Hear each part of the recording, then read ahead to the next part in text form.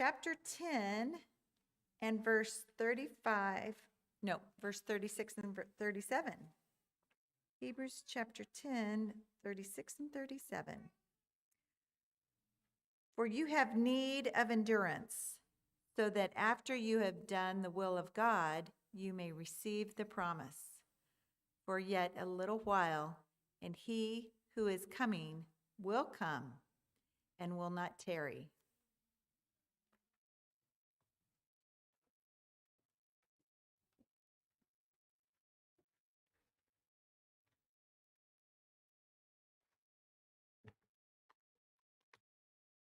Does anybody here like history? I hope so. Part of the sermon's going to be history and something perhaps we can learn about history, but I don't know. I like history, as I call it, history with a face, and that is hearing from people who've gone through history and not just dates and places, so to speak. And I don't know if anybody's seen there's a YouTube, and occasionally I get a chance, get a few minutes to look. There's a fellow, he calls himself the History Guy, and he'll have little snippets of, you might say, unusual history that doesn't ordinarily get into the history books, at least not when I was taking history anyway, and it's true to life.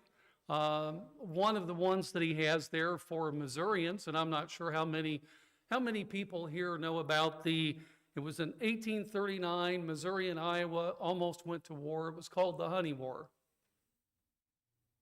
They didn't teach you that. Well, he has that on there. It might be something for you to look up later.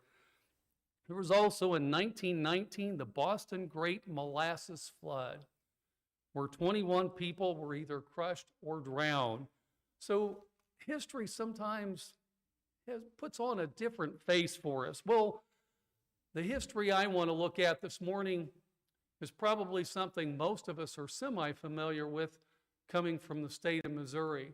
And that is, I want to take a little look at the Oregon Trail and what took place there. Now, as Missourians, if you're from the eastern side of the state, St. Louis is called Gateway to the West.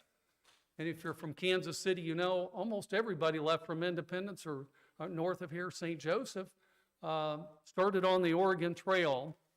And this 2,000-mile trail that went from the Kansas City area into Oregon, or some folks dropped off when they got close to the end of the trail and went into California. But this was a monumental task back in the day. As they left, they would go along the Platte River, following that for water, and yet some people said it was easier to plow and plant the Platte River than it was to drink it. But nevertheless, there was water there. There was grass nearby for the settlers as they headed west.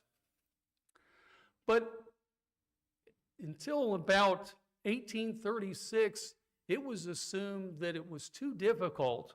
The ladies in the room, close your ears here, but this trail was considered to be too much for the more delicate of the sexes to go. It was considered too tough for children and for wagons. But in 1836, Marcus and Narcissus, and I hope I'm pronouncing her name correctly, Whitman took a small party of wagons from St. Louis to the Walla Walla Valley, where they were hoping to start a ministry. And I've been to the Whitman area there where they had the ministry. Poor Robbie, I drug him over there too. They were having a kind of a history dissertation there while we were out there, but was able to see that area. But they proved something when they went there. Narcissa sent letters back, and she talked about her journey, and people realized that it was possible, not only for just trappers or what we would consider mountain men to go, but families could go, wagons could go. And so the great exodus began. It says it was in 1843 that the Pioneer Dam, as they call it, finally burst. That year, Marcus helped lead the first wagon train of around 1,000 settlers on the Oregon Trail.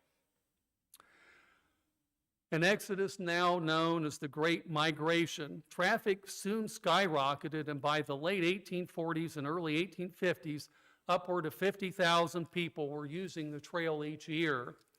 And before everything was said and done, no one has complete agreement, but they believe somewhere between 400 and 600,000 people made the journey across the Oregon Trail and from there either into Oregon or out into California before the railroad came and maybe put an end to that. Most of the groups, they left early in the spring as soon as the snow melted because it was a 6-month journey. And they had to get to the West Coast and over the mountains before the snow fell. And so that was as soon as they could get going, they would head on their way. It says a typical day began at 4 a.m. with the men on sentry duty firing a wake-up shot. The march began by 7 a.m. Very rarely did anyone ride inside the wagon. Most people walked the entire trail while some rode horses. The immigrants rested for an hour in the middle of the day eating cold lunches.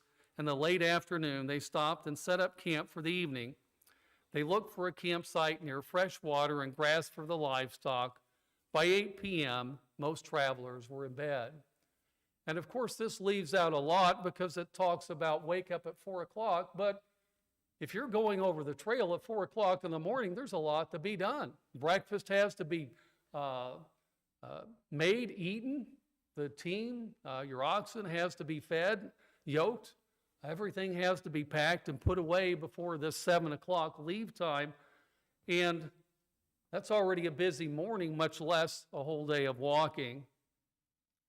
But when I looked at that, you know, they say those who don't learn from history are bound to repeat it. But I think secular history has something to teach us spiritually too, if we take a look at it. And the first one I looked at was just the whole idea of why they were heading. The first settlers to roll into Oregon on the Oregon Trail about 150 years ago called it the Promised Land. It was the promise of fertile land and a newfound freedom. For some, it was the call of the wild, the promise of independence, and a fresh start. This was their chance to forge new paths and create the original American dream. Harriet Scott Palmer in 1852 wrote this about her family. There was much talk and excitement over the news of the great gold discoveries in California, and equally there was much talk concerning the wonderful valleys of the Oregon Territory.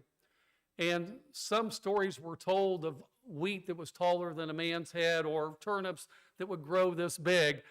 Certainly there were some wild tales told. But there was a lot there for folks. An act of Congress giving to actual settlers 640 acres of land. My father, John Tucker Scott, with much of the pioneer spirit in his blood, became so interested, he decided to go west. They were inspired by the Promised Land about what laid ahead. Are we inspired by the Promised Land?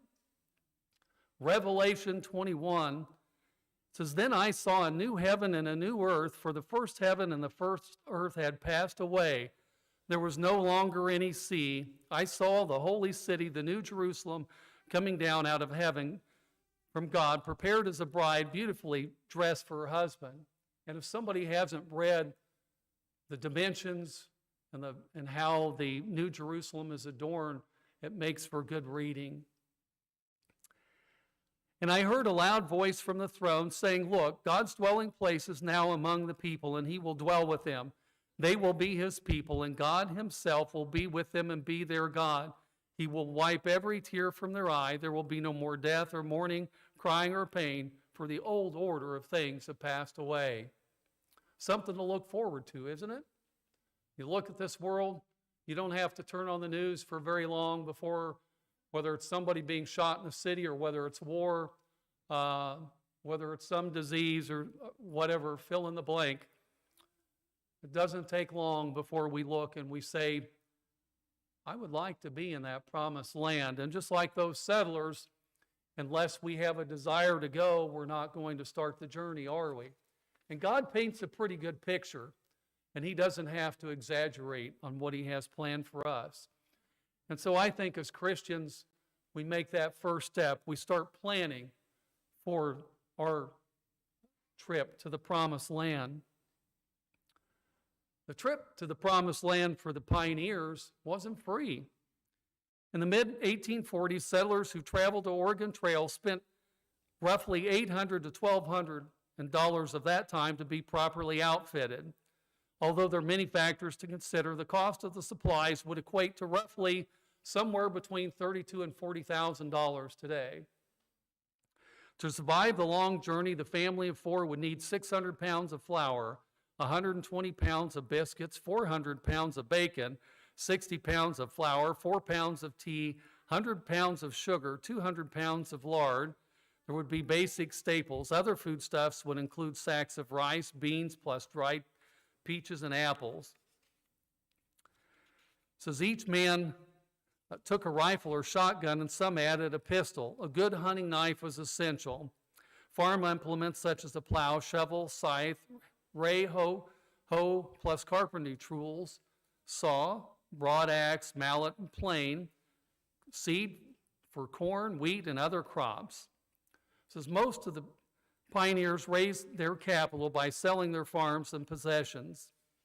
Certainly, it was a sacrifice in order to get ready to go.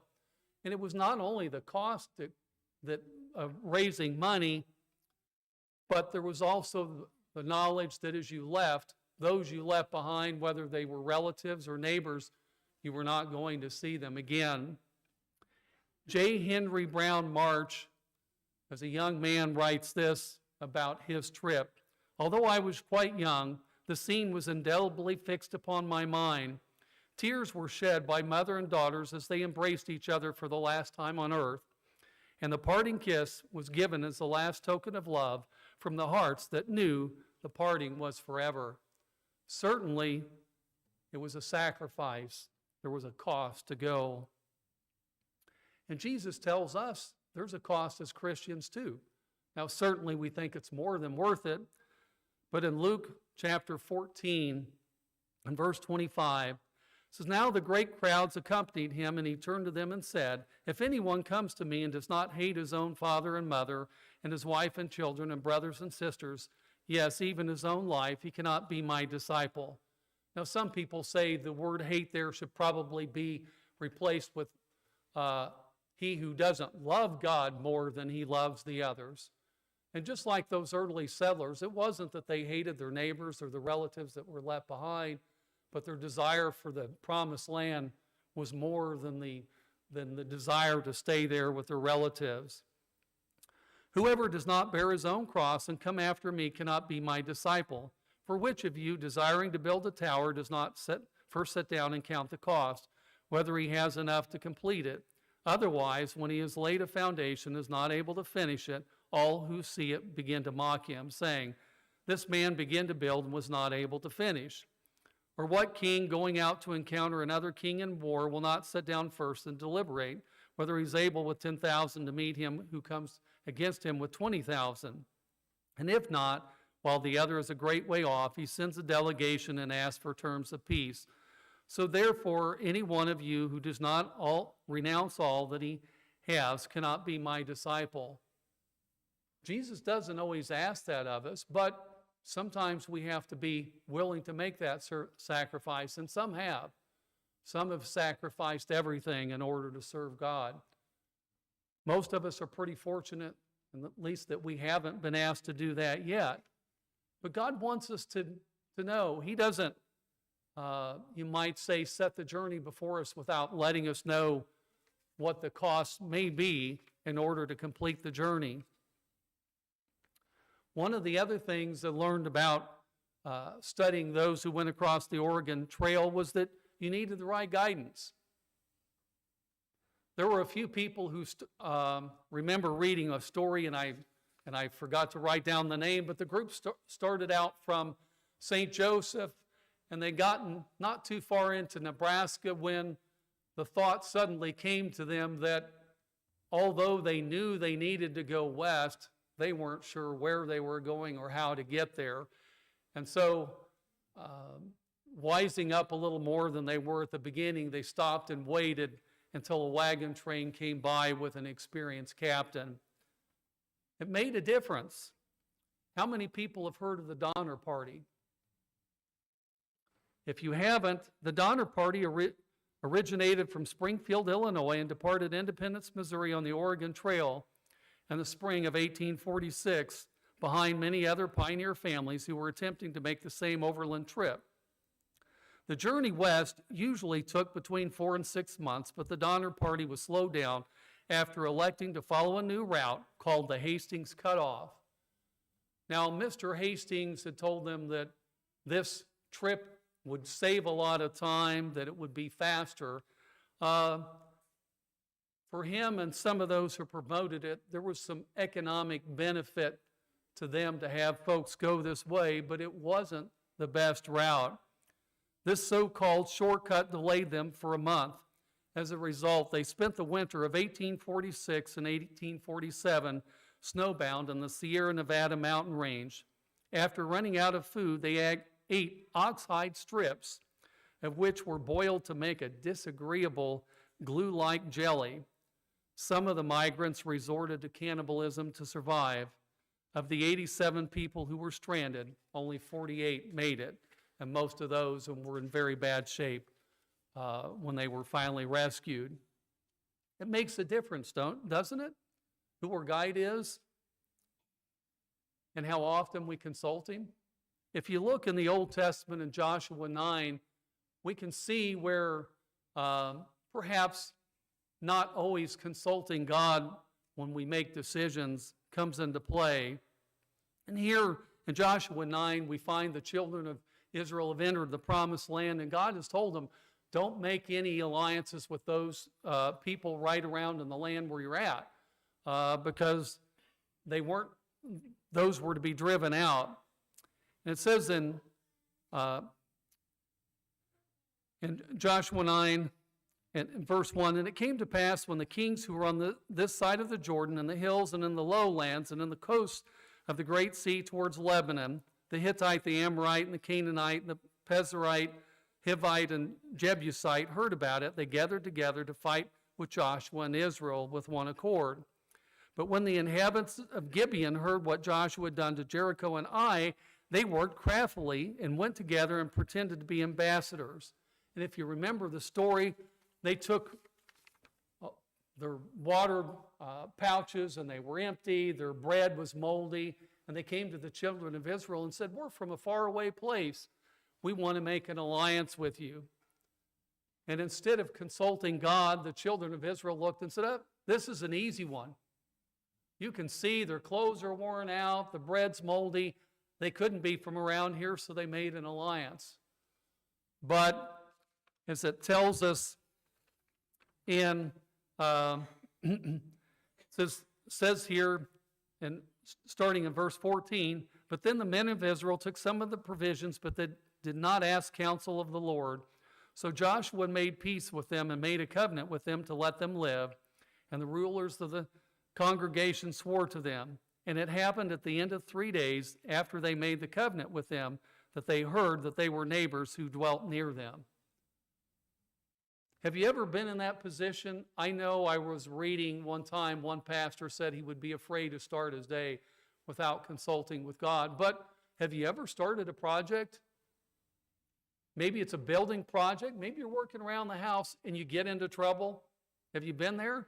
You started, it looks pretty easy job. You get there and maybe you move a drywall and the plumbing's messed up and the wiring's messed up and you're thinking, I don't know how I'm going to get this done. And the more you do, the worse it gets. And then we think, maybe I ought to pray about this. Think maybe we're a day late and a dollar short. Maybe we are. And just like the early immigrants, it pays to have the guidance, doesn't it? Even when we think we have it under control, it pays to ask God to guide us. That's hard to do, isn't it? We forget to do that pretty often, or at least I'll point to myself for that. One other thing I learned from reading this is today's journey is greatly different from the early pioneers. I've been over that route that they went over, maybe not the exact route, but pretty much. I-80 follows the Platte River as it goes into Wyoming. It follows pretty close to where that trail went. It's a lot different to us today. We went by car. I thought it was a pretty tough drive, but and I couldn't remember exactly how long it took, but I just did Google Maps, and it said from here to Portland about 26 hours. Or you can have it even a little bit better if you like. Go to KCI, get on a plane in about 5 hours, even with a layover. You can be out in Portland. It wasn't that way for the early pioneers. No Holiday Inn to stop at, no Shell station for bathroom break, no restaurants for food, or no supermarkets to stop at. Immigrants on the Oregon Trail suffered tremendous hardships. Death was an ever-present companion. It's estimated that as many as 1 in 10 immigrants died on the trail, between 20 and 30,000 people. Contrary to Hollywood Westerns, death by Indian attacks were very rare. In the period of 1840 to 1860, fewer than 350 pioneers were killed by Native Americans. In fact, for the most part, the Native Americans and the immigrants traded, although there was a little resentment as more and more, you can imagine, the Native Americans are thinking, okay, 1,000, 50,000, 100,000, when's this going to stop? This ever parading group of people. But for the most part, it was much more civilized than the Westerns would give it. The majority of the deaths occurred because of diseases caused by poor sanitation. Cholera and typhoid fever were the biggest killers of the trail. The idea of crossing the great American desert and the perceived dangers caused many people who were not hunters or soldiers to purchase firearms, many for the first time, which they were not used to handling. One guy reached into his wagon to grab his rifle, grabbed it with the barrel pointing towards himself, hit it, and fired a bullet and killed himself. Again, they were not used to handling it. Other deaths on the trail are recorded in diaries as stampeding livestock, attack on immigrants by other immigrants, lightning, gunpowder explosion, drowning at river crossings, and suicide. An estimated 30,000 deaths is equal to 15 graves per mile. If you think of the 2,000 miles, if you could think of 15 graves over all that whole territory. And I thought it was interesting, some of the people who went had diaries of their trip across. Margaret A. Fink in July 11, 1850, the road today was very hilly and rough. At night, we encamped within 1 mile of Fort Hall. The mosquitoes were as thick as flakes in a snowstorm. The poor horses whinnied all night from their bites, and in the morning, the blood was streaming down their sides. Henry Allen, August 11, 1852, we had good roads comparatively. We mean good roads if the sloughs are not belly deep and the hills not straight up and down and not rock enough to turn the wagon over. Amelia Hadley, July 19, 1851, there are some of the largest rattlesnakes in this region I ever saw, being from 8 to 12 foot long and about as large as a man's leg above the knee. This is not fiction at all. And Amelia Stewart Knight, and hers I really like. Raining all day, and the boys are all soaking wet and looking sad and comfortless. The little ones and myself are shut up in the wagons from the rain. Still, it will find its way in, and many things are wet. And all take us all together. We are a poor-looking set. All for this Oregon. I am thinking as I write, oh, Oregon, you must be a wonderful country. And then, on July 28, we passed a train. They had just buried the babe of the woman who died days ago, and were digging a grave for another woman that was run over by the cattle and wagons when they stampeded yesterday. She lived 24 hours and gave birth to a child a short time before she died, and the child was buried with her. We don't realize sometimes how much life has changed in just a short period of time from the 1850s and 1860s till today. And I think that correlates into our religious experience too. We don't realize how drastic things have changed and how good we have it today in a religious sense. Today, we have Bibles in almost every language and multiple translations in the English language. The New International Version, the King James Version, Revised Standard Version, Moffat Version. I'm sure you could probably list a half a dozen more, but it hasn't always been that way. Early, the church discouraged the populace from reading the Bible on their own, a policy that intensified through the Middle Ages and later with the addition of a prohibition forbidding translation of the Bible into native languages. Some of the early reformers and those who translated the Bible paid with their life. And yet, today, it just doesn't seem possible to us, does it? Just as the dramatic change has come about from the travel from here to Oregon that we do today, so the same change has occurred in the religious experience.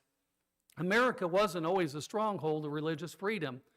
More than half a century before the Pilgrims set sail in the Mayflower, French Protestants called Huguenots established a colony at Fort Caroline near modern Jacksonville, Florida. The Spanish, who were largely Catholic and occupied much of the Florida at the time, slaughtered the Huguenots at Fort Caroline. The Spanish commander wrote the king that he had hanged the settlers for scattering the odious Lutheran doctrine in these provinces. The Puritans and Pilgrims arrived in New England in the early 1600s after suffering religious persecution in England. However, the Puritans of Massachusetts Bay Colony didn't tolerate any opposing religious views. Catholics, Quakers, and other non-Puritans were banned from the colony. Just like it's hard to imagine how difficult it was to travel the Oregon Trail, it's sometimes difficult for us to realize how much religious freedom we have and how good we have it with the religious freedom we enjoy today. We can read the Bible. We can read multiple translations of the Bible. And we're free to come to church without fear of harassment or being injured. A lot have changed. Are we always thankful for that? Are we always cognizant of what those who went before us that made what we have now possible? I think we can learn something from the early pioneers. One other thing I think we can learn from the pioneers: get rid of excess baggage. Almost every immigrant insisted on taking along some luxuries and items of sentimental value. Chamber pots, lanterns, mirrors, Bibles, school books, clocks, and furniture were crammed into odd spaces in almost every wagon.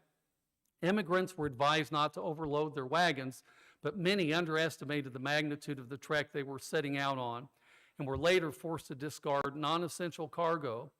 Hard stretches of the trail became littered with such cast-offs as immigrants lightened the load for their weary animals. The overloading meant that many sections of the trail became junk heaps filled with discarded food barrels and wagon parts, broken down prairie schooners, and dead draft animals also littered the road. It wasn't unusual to see personal items like books, clothes, and even furniture. Fort Laramie in Wyoming eventually became known as Camp Sacrifice for its reputation as the Oregon Trail dumping ground. During the gold rush of 1849, pioneers reportedly abandoned a whopping 20,000 pounds of bacon outside its walls. Was all the things they were taking on those wagons bad? You could imagine somebody saying, I want my kids educated when we get to Oregon. I want to make sure they have an education.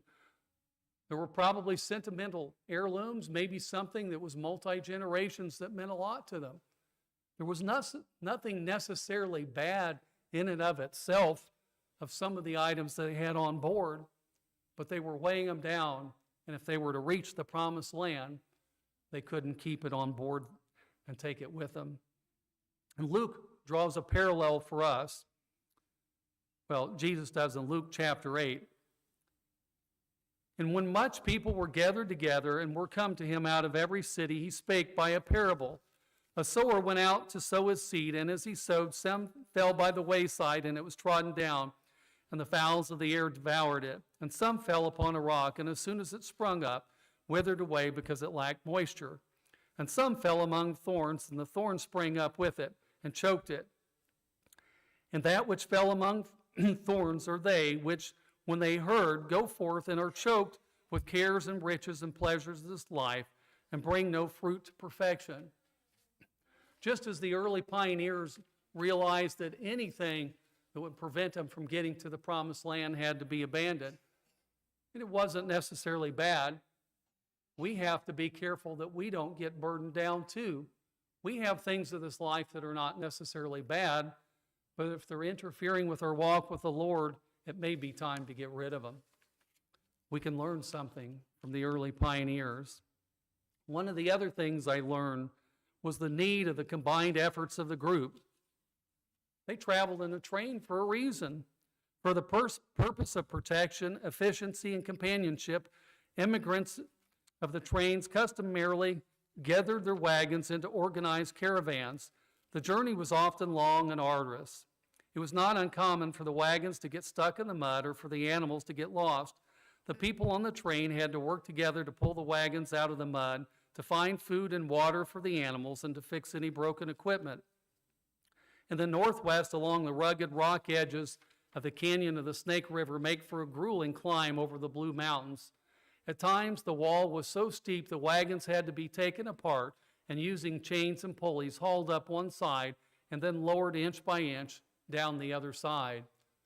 Some of these pioneers wouldn't have made it without their fellow pioneers. Not only did they help in times when things were bad, comfort, help when they were sick, but they also helped make the trip just a little bit better. If you hear of some of the people in the wagon train, maybe they played the violin, maybe they were musical, and they could entertain their fellow travelers en route. And the Bible makes pretty much the same for us as Christians.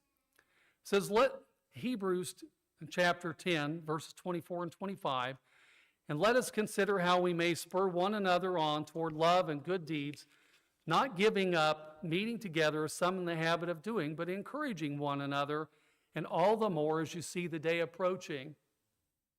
In fact, there are several verses that are somewhat the same. Hebrews 3, verses 12 and 13. See to it, my brothers, that no evil, unbelieving heart is found in any of you, as shown by your turning away from the living God. Instead, continue to encourage one another every day, as long as it is called today.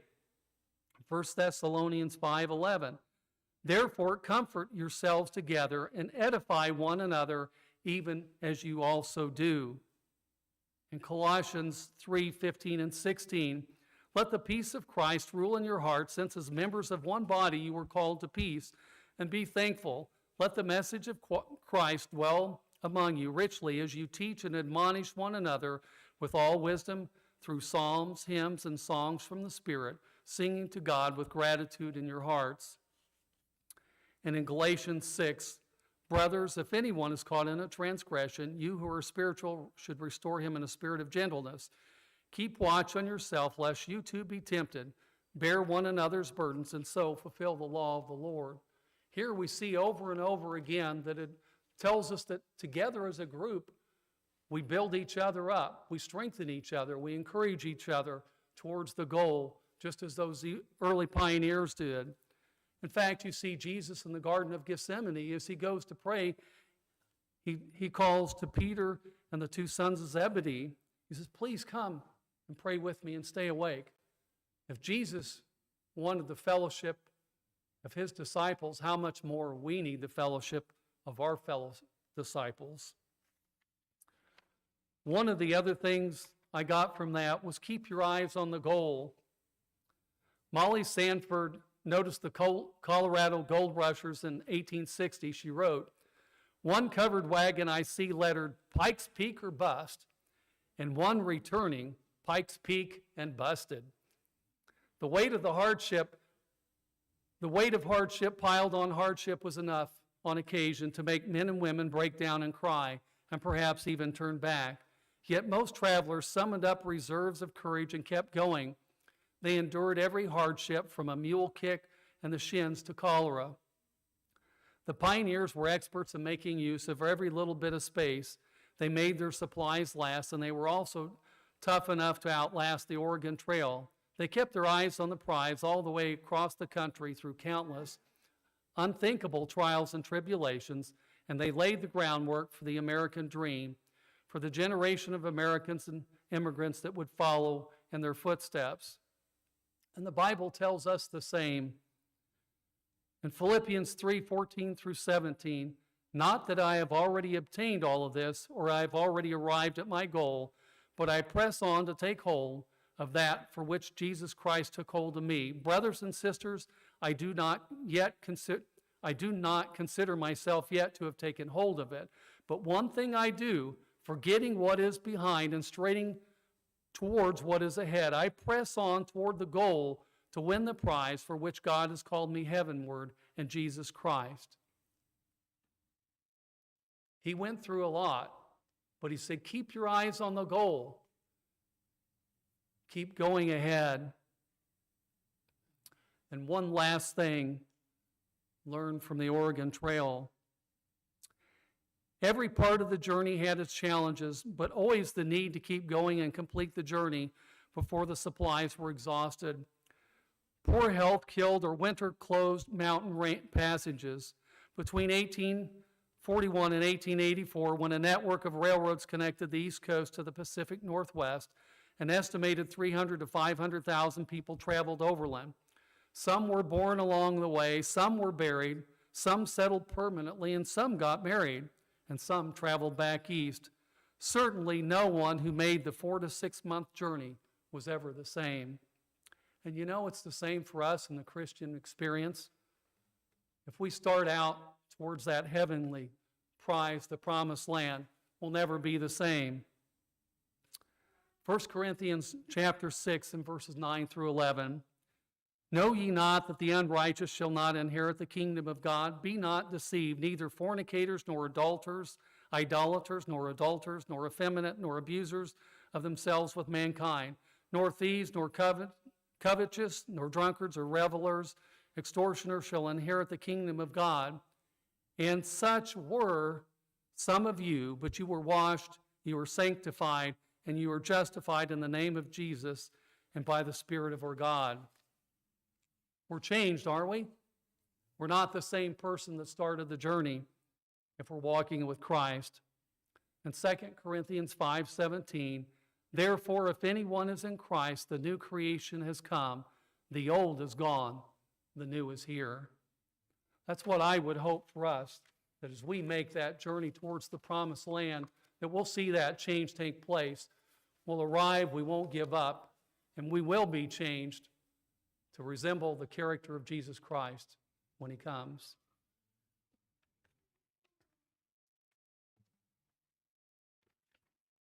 Our closing hymn